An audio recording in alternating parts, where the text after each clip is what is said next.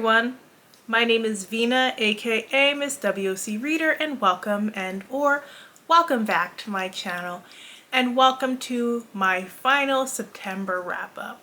So since I already did one in the middle of the month, I'm just going to pick up where I left off. So where I left off was with House of Hunger by Alexis Henderson, and I did talk about this in a recent vlog. This was one of my more anticipated releases of the year, so I adored The Year of the Witching. It was a really good read for me back in 2020, so I couldn't wait for the follow-up. And then she had announced that the sequel wasn't quite coming together, which is fine, so she wrote a different book instead, and I was intrigued because she promised darker and more adult, and I wanted to see how that book delivered. So House of Hunger is a gothic horror novel that follows a young woman who is desperate for a new life, so she answers this ad to become a blood maid. And blood maids are young women who give their bloods to these nobles who live in these fancy manors. And it started off with a lot of setup, like leading up to watching our main character Marion actually go off to this manor. And I find in hindsight that the book didn't need so much setup for what it was trying to do, because in the end, like, everything that happened in the beginning barely affected the rest of the plot. So like, it could have just been a brief mention or like a secret spilled later. It didn't really do anything to the back end of the plot. And the setup was interesting. It was very descriptive, but I found the book got less descriptive the further we went along. So Marion reaches to this house, and there's this mysterious countess, and immediately Marion is just taken in by her, and she's become desperate to become the best blood maid. And to me that actually didn't make sense, because from what we knew of her life prior and like they had spoken of, she pretty much grew up raising herself on the streets. She's had lovers before, so she wasn't some naive young woman. So it was hard to buy that she went into the house, immediately had no questions, and then was just like sucked into the life. And honestly, the Countess, she was playing the girls in the house against each other, but she wasn't doing it in a very like cunning way. She was very obvious with it, and the girls were able to easily recognize it, but still turned on each other regardless. And the other blood maids really didn't have much to them. I also was a little bit confused about the dynamic of race in this world, because we know Marion is black, we know one of the other blood maids is black, but then everybody else in the house is presented as white, and there's no really like difference between the black blood maids and the white blood maids. And we know like a lot of black people live in the South, but there was never an explanation then for how race works in the North, where the manor is, and we didn't really have a sense of the world outside of the manor. So the racial dynamics really made no sense here for me to make like little distinctions here and there about them like the book did. I found that the story was played very, very straight. Like, I think if we would have started immediately at the house and then showed little signs of like the girls questioning what happened, and we got to see more of their connection before they started turning on each other, it would have been a lot more interesting and would have flowed better.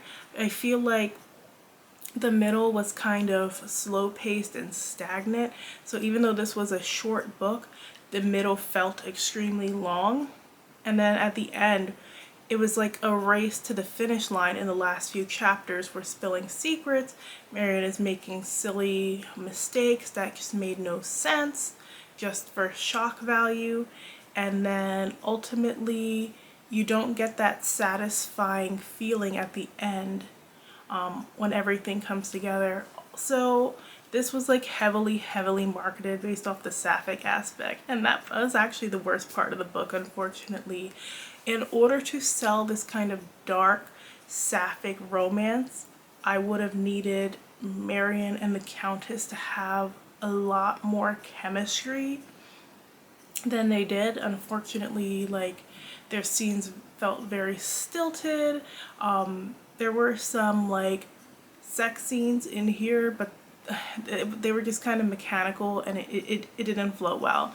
So I found the body gore, like, and all like the body horror really really well written. I thought she did a great job with the blood and stuff, but this did not feel like it was written by the same person who wrote The Year of the Witching. I found The Year of the Witching was a much stronger narrative, and I found that the character development and world was just so much better in this story. This one, it also, despite being told it's more adult, despite having like sex scenes, it didn't really give any more of an adult feel. So like, Marion made very like childlike mistakes that just didn't give like adult woman who has been on her own in the streets. Like, unfortunately, this one was just kind of a disappointment. So then I read a picture book, which was Every Other Christmas by Katie Otley, and this was just a cute story about a biracial child whose one parent is African American and the other parent is Colombian, and it just shows how the child spends every other Christmas with the different family members, and you get to see an African American Christmas and a Colombian Christmas, and the contrasts and similarities between the two. I thought this was a really cute story that would be perfect for children who do kind of have that situation where they have two beautiful different cultures that come together and they're able to celebrate both. So then my next read was The Lightcasters by Janelle McCurdy, and The Lightcasters is the first in a new middle grade fantasy series. So it's about Mia McKenna, who has grown up in this city that is surrounded by darkness, and after a bad encounter when she was younger, she really has kind of sworn off becoming an Umbra tamer like her parents. Umbra are these like magical creatures that people in the city use to protect them, that are very similar to other animals we're more familiar with. And she is forced to become a leader when this mysterious group called the Elite, under the orders of the Reaper King, come in and infiltrate her city and capture her parents. So Mia and her friends set off on this quest to find the Queen, who is supposed to use her powers to be able to stop the Reaper King. And we do spend much of this story journeying to find this Queen, and Mia kind of discovers true strength in of herself.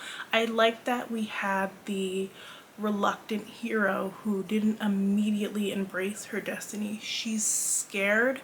She has like this idea of who she wants to be, and it's not to be that hero. She's not embracing these mysterious powers that she's discovered she has, and she really has to try and find her inner strength. I thought this was a very fast-paced read. Now there is a lot of setup for the future series. You do kind of see those familiar things that you've seen in other fantasies, but overall it was a pretty good read. Like, I had a good time with it. while it wasn't my favorite fantasy year, I still think it's a very strong start. Christmas Data Breach by Katie West is just a quick Harlequin intrigue, romantic suspense.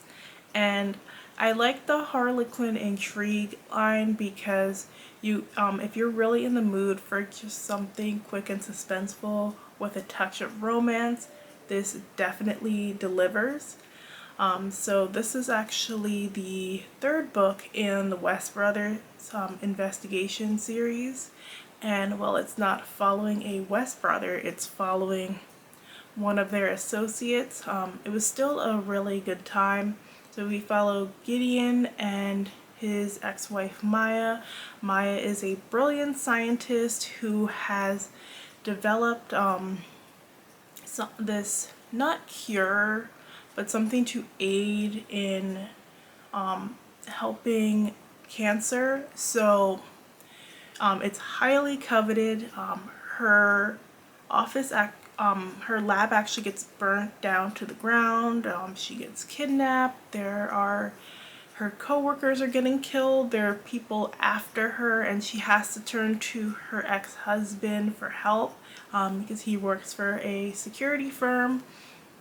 And we're following them as they try and figure out who is after Maya, but at the same time they're picking up the pieces of their past relationship and figuring out where everything went wrong. So I had a really good time with this one. Definitely short and fast paced, which was really helpful. It did get a tad repetitive at times, a little bit towards the end. Now, even though it is set at Christmas, Christmas barely gets mentioned, so it could have honestly been set any time throughout the year, other than like hearing about some lights here and there. You really don't hear about Christmas too much. But overall, I think if you're looking for something quick and exciting, this one is definitely a good one to check out. So then I read Wishful Thinking by Celestine Martin, and this is her debut romance novel. Now, this was kind of sold as a paranormal romance, and I must say, I'm not really liking these like kind of paranormal romance rom-com type stories. They're just not really hitting for me the way paranormal romance that I'm used to does. I find that they're all very, very light on the paranormal aspects and just basically like contemporary with a touch of magic, which really isn't my vibe. Like, I'd say if something like The Good Witch is your vibe, you'd really enjoy Wishful Thinking.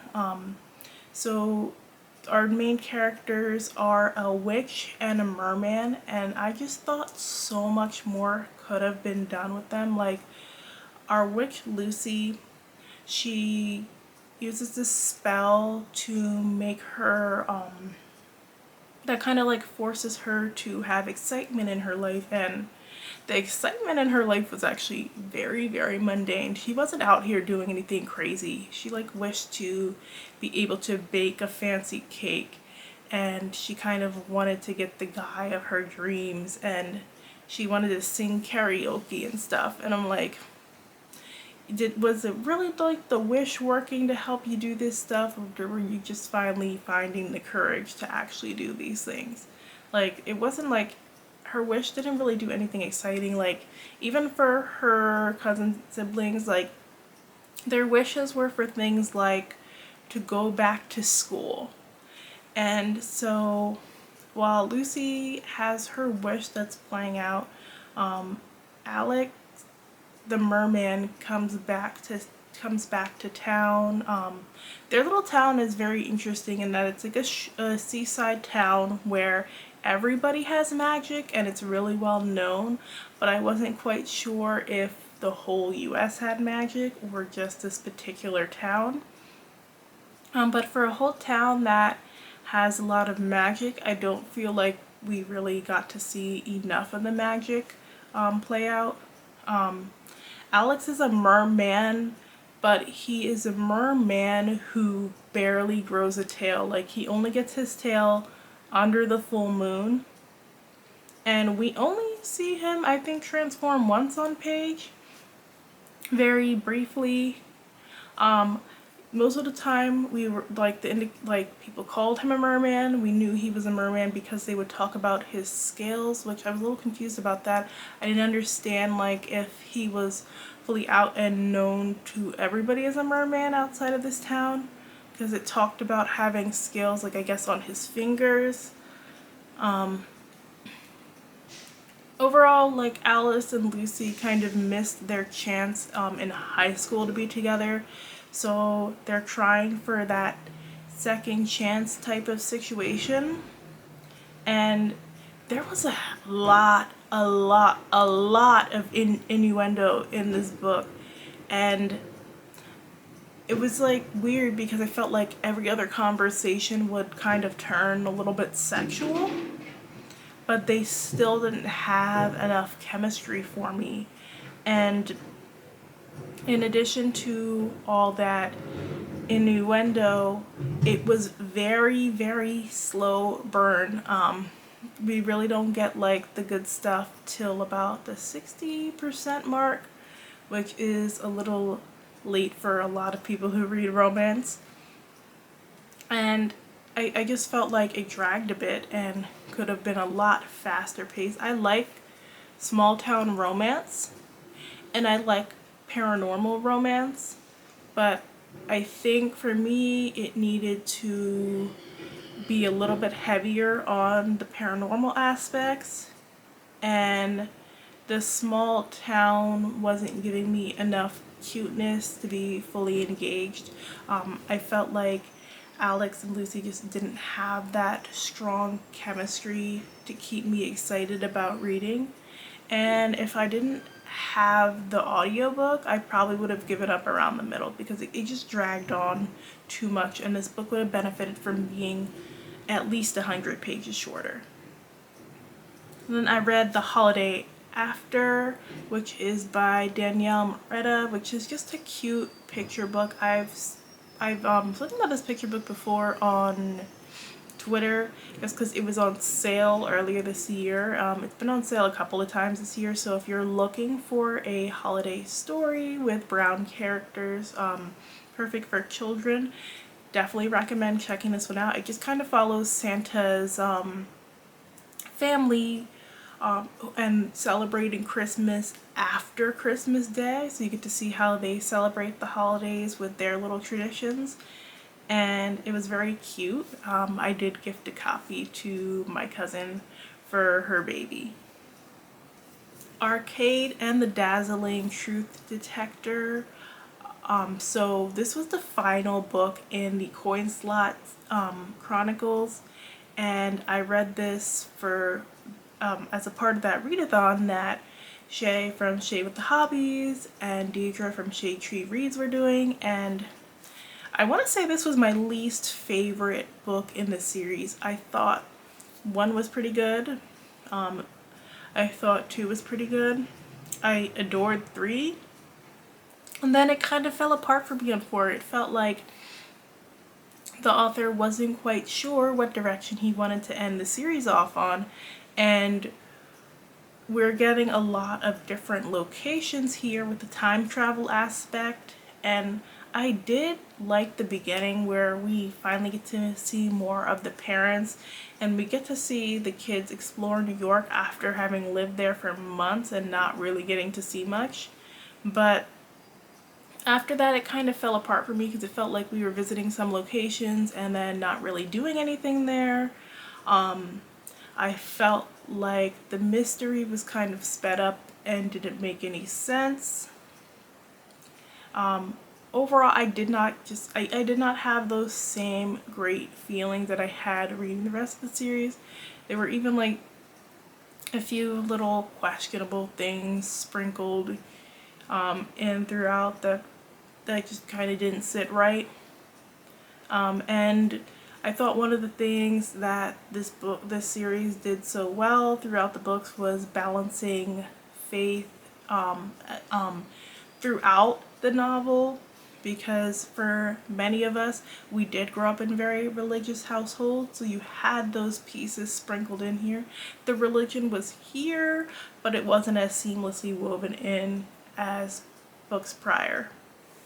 So that was everything else that I finished reading for the month of September. It was a better reading month than I thought it was going to be. I definitely got a lot read. I definitely had a lot to think about. Kind of started fizzling out towards the end, but let me know if any of these books sounded interesting to you. How was your September? And is there anything that you're looking forward to for the month of October? Thanks so much for watching, and I will check in with you guys soon. Bye!